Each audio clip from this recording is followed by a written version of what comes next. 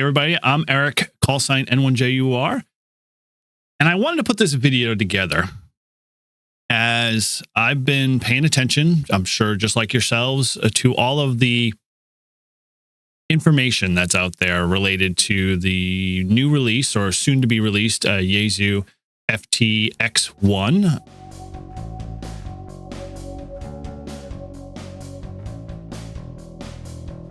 There's been some interesting other YouTubers videos that I've been paying attention to, and a lot of them have some interesting discussion around some of the details or possibilities that the radio might have.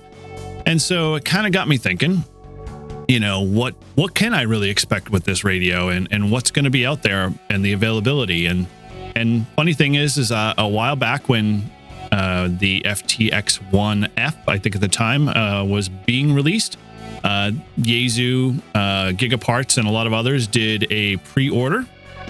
And so I jumped on that and then totally forgot about it. And so, you know, I just in my inbox today, or a couple days ago, just got an email from HRO. And in it, they had said that they were holding a spot for me for this radio, and that I can convert it to an order if I wanted to. And they included a latest leaflet off their website from Yaesu. And so I wanted to kind of go into it, that I thought there were some interesting things in it. And so let's just jump over to the desktop here and check things out. So obviously, this is a very nice design. I won't get into all the details that all the other sites have talked about it. You can head over to Coffee and Ham Radios and a few other sites to do a little further deeper dive on it. But like I said, a couple days ago, got an email from HRO saying, hey, you know, here's your order. So the Salem HRO has got me locked in for a spot there, and in it they included their flyer attachment. And so I wanted to kind of dive into it because I was thumbing through it a little bit, and some of the things kind of caught my eye, because a lot of questions about, you know, what's the Bluetooth going to look like? You know, are there going to be any added features with the battery and the radio tuner and stuff? So full transparency, you know, we're going to get into it, and I'm just going to give you my personal opinion on some of the things that I think are worthwhile for this this soon coming radio. And, you know, I'll let you know at the very end whether or not I'm actually going to, you know, go ahead and order it. So let's go through the brochure here. Obviously, with some of the general stuff that's been covered quite frequently, I mean, obviously the modes, VHF, UHF, and HF all mode, with all of the typical accoutrement when it comes to Yaesu's VHF, UHF lines. So the memory group auto grouping, quick memory bank stuff, you know, primary memory groups, all those things that you may or may not use in a VHF, UHF environment are all built into this. And so I, you know, would expect nothing less in terms of the configuration. So should be pretty straightforward, and it'll be interesting to be able to have finally a all mode radio that I can do both VHF, UHF, FM, sideband, and CW on, and have all of the HF components with it too. So won't get into too much more details with that. The overall design, and obviously you've probably been seeing some of the further details on the 100-watt RF amplifier component. I'm curious, I haven't seen any measurements with how large that might be, because, you know, if you're a lot like me, you're probably thinking, oh, I could put that in a go bag, or I could, you know, maybe mount it in a backpack and kind of have the face available via cable connection. Not quite sure how all that it works. Be curious to see what it's going to look like when you get out in the field and want to incorporate that, because, you know, from my standpoint, I would like to see that base to body kind of attachment have an included cable so you could remote mount the head somewhere. But, you know, we'll see where Yaesu kind of goes with this, or if any third parties kind of jump on that. But, you know, with all of the typical receiver performance that we expect out of the 710s, the DX10s, all of that's built into this radio. So I am super happy about that, because I love my receiver on my DX10 and my 891 and all of the the DSPs and all of the filtering. Great little radios, and definitely live up to the name. So I'm super excited to see that that's carrying on. One of the things that kind of makes sense to me, but at the same time I'm still kind of holding out, is that the 3DSS display, it's kind of gimmicky. You've heard people talk about it in the past. Interesting to see that it's on this radio. I wonder if it also applies to all modes. I assume, based off of some of the pictures that I'm seeing here, that we're seeing some of that detail. But the one thing I really love so far, and what I'm going to hopefully enjoy if I do pick this radio up, is that being able to configure the display. So whether I can go dual band, VHF, UHF, dual band, up and down, both running HF and VHF, and being able to mix both of them, and then or maybe having a single display, which is a really cool option. And I'm very happy to see that a lot of the buttons and all the layout are very familiar with what we see across the line of the 710, the DX10, and all those other radios. So if you're a Yaesu fan and you use Yaesu as most of your radios, and you like their menuing system, which I'm a big fan of, you're going to find that that same stuff carries over in this radio. Now, some of the support features, as I'm getting a little ahead here, but some of the stuff that I thought was kind of interesting. The memory channel scope, curious to see how that's going to play out and what that's going to entail and what stuff it's going to store. Is that going to store filter types and that configuration? So if you're on a certain band and you run a IPO, an attenuator off on 40, but you don't do it on 20, is it going to store some of that information? Is the preset mode, which I'm super excited because I know this is on some of the units like the 710, where you just hit a button and you're off playing FT8. You don't have to go through the menuing configurations like you have to do on the 891 and a few others. So that's great to see. There is a reference in here to APRS data communication. Now, that's kind of vague in my mind. Is it APRS data communication through a cable connection, where you're tying it into a TNC, or are they incorporating some of the APRS stuff that they have in their VHF, UHF line into this radio too? And if they are, what does that kind of look like? So we'll have to sit back and wait to see where that's coming. Although I find that the little asterisks that they have down here at the bottom, in regards to WiresX, that it looks like there's going to be a later software release in August. So if these radios come out early in May, June, maybe June timeframe, probably more likely than May, then I would say shortly after, at the end of the summer, we're going to start to see WiresX. So if you're a WiresX guy and you want, or hoping that you're going to have it on this radio, you're going to have to probably sit tight on that one. And then all of the typical other stuff with QRP mode and display functionality like C4 FM and whatnot. I probably won't use all of those features. I know personally, because I don't when I'm out in the field in general. So those may or may not really get a whole lot of exercise time with them. So let's get into some of the funner stuff that I'm really excited about. So let's talk about some of the accessories. Not a lot of guys have gotten into this, and so I'm surprised, but I'm also interested to see kind of how things work out, because some of the things I'll just bring out to the attention is that obviously they have a battery pack, which I think is the same battery pack that is included with the radio, the field radio, which is the SBR 52Li. That seems to be the standard battery pack. The one thing that makes and raises my eyebrow a little bit is the FC80. Now, I'm not an antenna guy because I love resonant wire antennas and resonant antennas in general. So I don't usually really want to carry a tuner with me. But knowing I have the capability to attach this to the back of the radio and not have this extra box dangling out there is pretty attractive. The one thing I like more so with this is that it also is built into the 10-watt battery. So when you go from the 6 watts factory, you jump up in the FC80 to 10 watts, you're getting now an in-tuner that's built in, and you're getting the additional battery for being able to run 10 watts in terms of capacity. So that for me is pretty cool. Now, this might get a little interesting because, if you're running 10 watts with the tuner and the capabilities there, if you wanted to go to the FT-X side, now you have to take that battery off, put the cooling fan on, then reconnect up another battery, because by the looks of it, the way this is set up and configured is that you're going to have to run an external 12 volt battery source to this radio in order to be able to use that fan included with the radio. So kind of interesting. I mean, obviously I'm sure it has silent cooling because there's probably no fans built into it,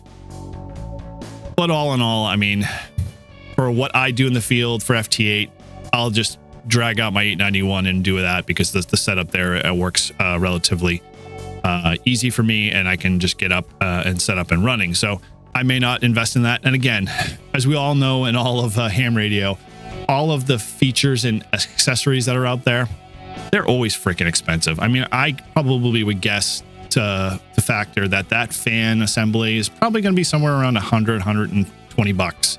And I can only imagine the FC80 is going to be somewhere a little shy of 200. So, they're going to get their money's worth through these accessories, depending on how important they are to the individual.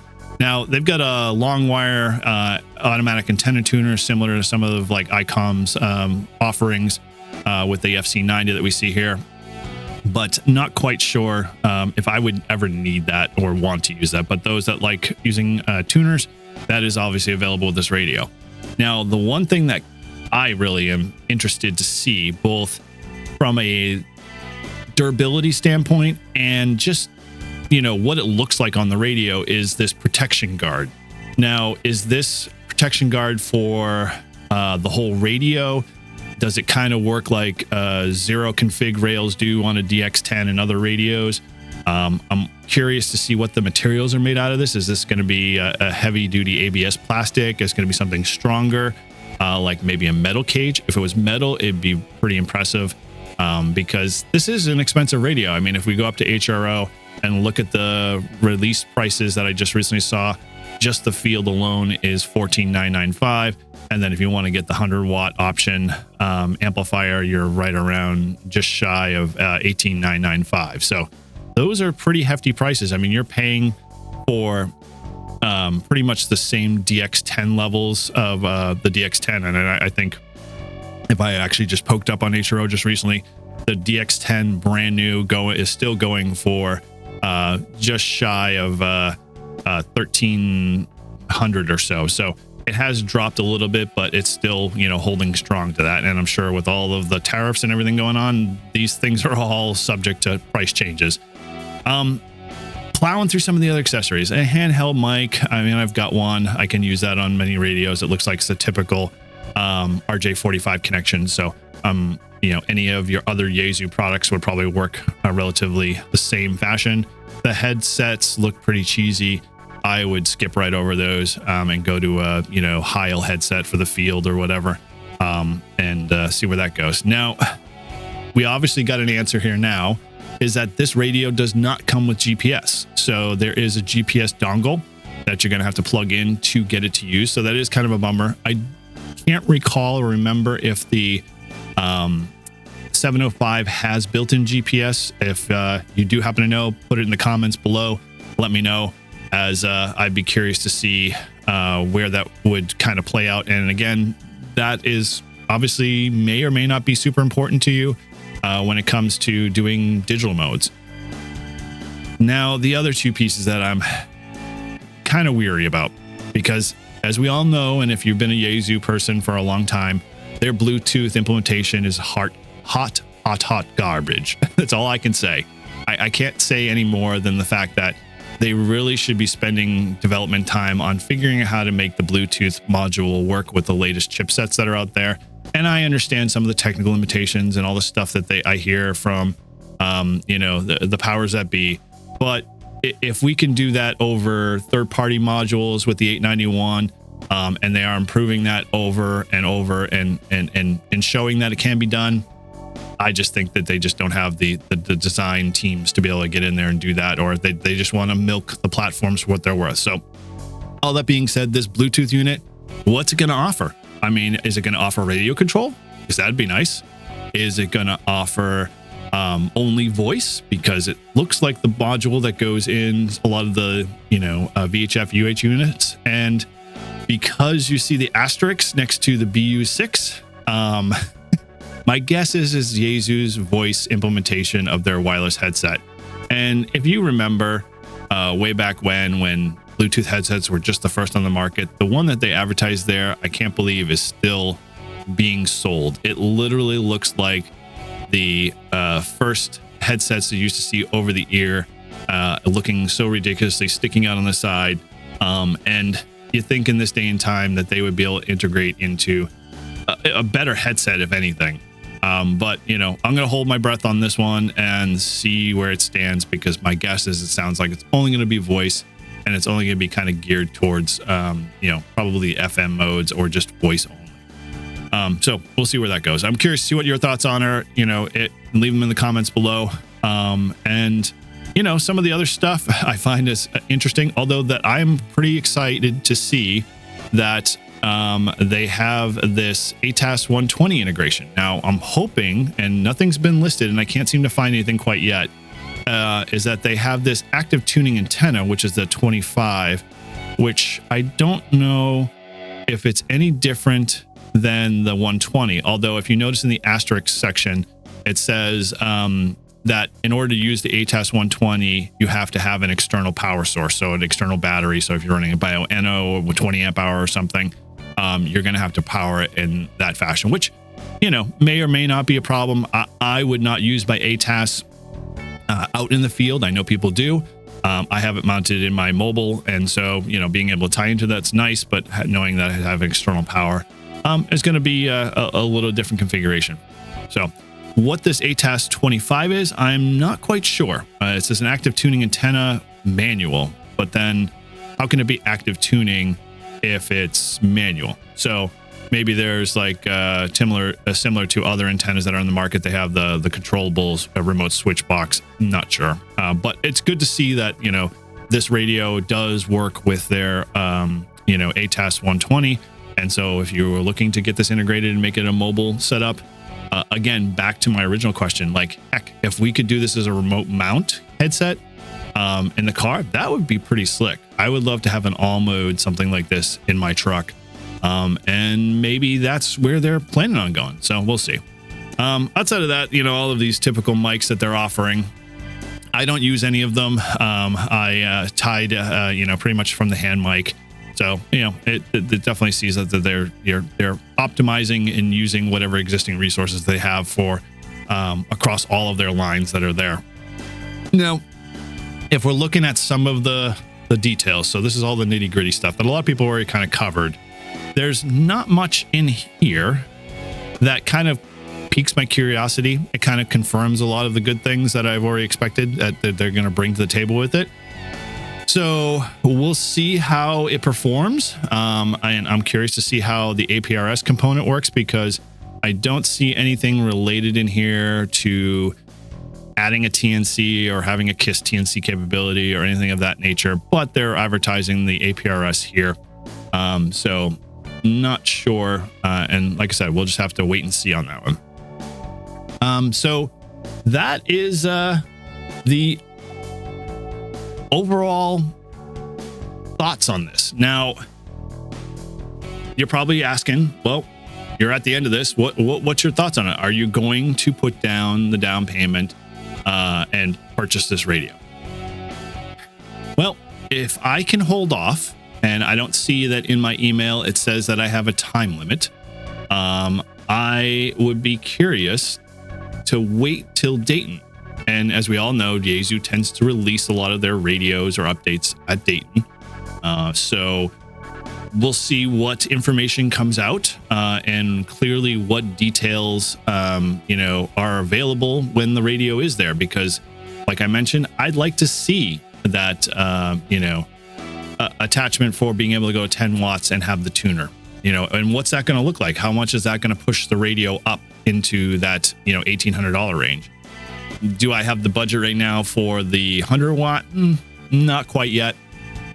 So, and do I want to have a base station per se like that to do 100 watts? Because, I already have a Flex, I have a DX10. I have other radios that I can do 100 watts on and not have to carry around an additional attachment. So I guess my answer is probably maybe. You know, if there's some compelling reason when it gets released in Dayton and that reason just pushes me over the edge, well, I'll be definitely doing a full review on that radio soon because I will get one. But I may hold off because I think, you know, there is still some things that I would really want to make sure I had. And I am a Yaesu fanboy, but I'm not enough to the point that I'm just going to go out and buy the radio to buy the radio. Utility has to be just as priority as all the bells and whistles that come with it. So that's where I stand. You know, hey, let me know in the comments down below. Like I said, you know, will you buy it yourself if you have the opportunity to get one? And why? What's a compelling reason that you'd want to go pick one up itself? So thanks again for watching. And with that, 7-3.